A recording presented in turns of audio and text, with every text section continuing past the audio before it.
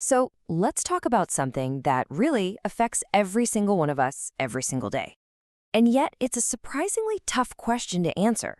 What does it actually mean to have a healthy relationship with food? No, really, take a second. Think about it. Your relationship with food. We all have one, we have to eat, but is yours a good one, a supportive one, or is it maybe a source of stress? How about this? Sound familiar? You're about to eat, and out comes the phone, you pull up an app, and you're meticulously adding up the numbers in a meal before you've even taken a single bite. Or hey, maybe you've jumped on the bandwagon for the latest trend, convinced that this time, this juice cleanse, this new diet plan, that this would be the one, the final fix you've been looking for. And then there's the big one, that morning ritual with the scale, that one little number that has the power to make or break your entire day. If any of this is ringing a bell, believe me, you are so not alone. All of these moments, the calorie counting, the dieting, the weigh-ins, they all feed into something that nutritionist Rhiannon Lambert calls our food script. Think of it like your own personal story about food. It's a story that's been written over your entire life, starting way back when you were a kid, shaped by family, by culture. It's filled with all the rules, spoken and unspoken, that you've picked up about what you're supposed to eat.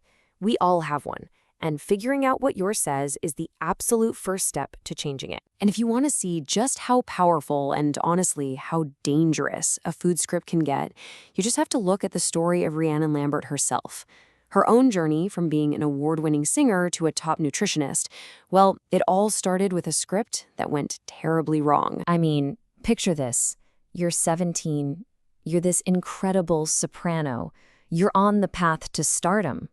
But in her head, this script was playing, telling her a really dangerous lie, that to be successful, she had to be slim. So she did what she thought was healthy. She loaded up on diet bars and shakes, but instead of fueling her, it just starved her. She became malnourished, she had no energy, her career just completely stalled. And that rock bottom, that became her turning point. So she finally goes for help, right? Desperate. And what happens? The doctor completely missed the real problem, the malnutrition, and just prescribed antidepressants. And that right there was the light bulb moment for her. She realized the issue was so much bigger. It was this massive misunderstanding of the link between what we eat and how we feel. So what she learned on this journey was huge. You can't just fix your eating habits on the surface. You have to deal with the psychology behind them. And that means you have to start by confronting that voice inside your head. You know that little voice in your head? We all have one.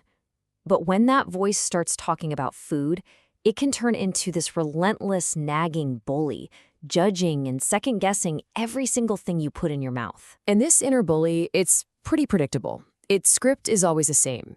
You're not good enough. It sets up all these rigid rules about what you should or shouldn't eat, and it traps you in this awful cycle of shame.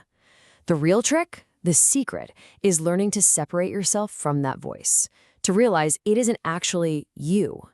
And the power comes from making small, steady changes, changes that have nothing to do with a number on a scale. In that binge, well, it's the engine that powers this really destructive pattern that so many of us get stuck in, the vicious cycle of binging and restricting. It's such a classic trap, and you can see exactly how it works. So first, you restrict. That's it. No more carbs for me, which of course leads to obsession. Suddenly, bread and pasta are all you can think about. Then eventually, you break. You binge. And what comes right after the binge? A tidal wave of guilt. And that guilt pushes you right back to step one, even more restriction. It is a perfect, painful loop. And what keeps this whole merry-go-round spinning is this black and white thinking. It's that voice that says, screw it. I had one cookie, the day's ruined anyway, might as well eat the whole sleeve. The way out is to find the middle ground, that gray area. It's learning to say, you know what, I'm gonna have a cookie, and maybe I'll pair it with some fruit or yogurt. It's not about being perfect, it's about finding balance. Okay, so that's the cycle. How in the world do you get off of it? How do you start to rewrite that old, tired script? Well, Lambert gives us a simple but really powerful framework to do just that. She calls it the 4 Rs. Now, I want to be super clear here. This is not another diet. It's a whole new way of thinking. It's about getting back to the basics to nourish not just your body, but your mind too. So let's go through them. All right, first, respect. And this one's all about your mindset. Instead of looking at your body like it's some project that needs to be fixed, you start by just appreciating it for what it can do. When you start from a place of respect, wanting to treat it well, that just follows naturally. Okay, number 2 is refuel. It's time to reframe food as what it truly is, energy. It's not good or bad, it's not the enemy. It's simply the fuel that lets you live your life, whether you're training for a marathon or just running errands. Number 3, rehydrate. I know. This one sounds so simple, right? But it's so easy to forget, and it's so important. Your body's mostly water. Staying hydrated is one of the most basic, vital things you can do to feel amazing. It really makes a huge difference. And the last R is recover. And we're not just talking about letting your muscles rest after a workout. This is about your whole system, your hormones, your mind, giving them time to rest and reset. And sleep? Sleep is probably the most powerful and most underrated form of recovery there is. So when you bring all these R's together, you start to get to the real goal here. It's a total shift in how you see things. You move away from those good food, bad food labels, and you start seeing food as this positive part of your life, something that gives you fuel, yes, but also enjoyment and happiness. So, you see, the secret to a healthy relationship with food, it's not about adding something new. It's not some magic pill or diet. It's actually about unlearning.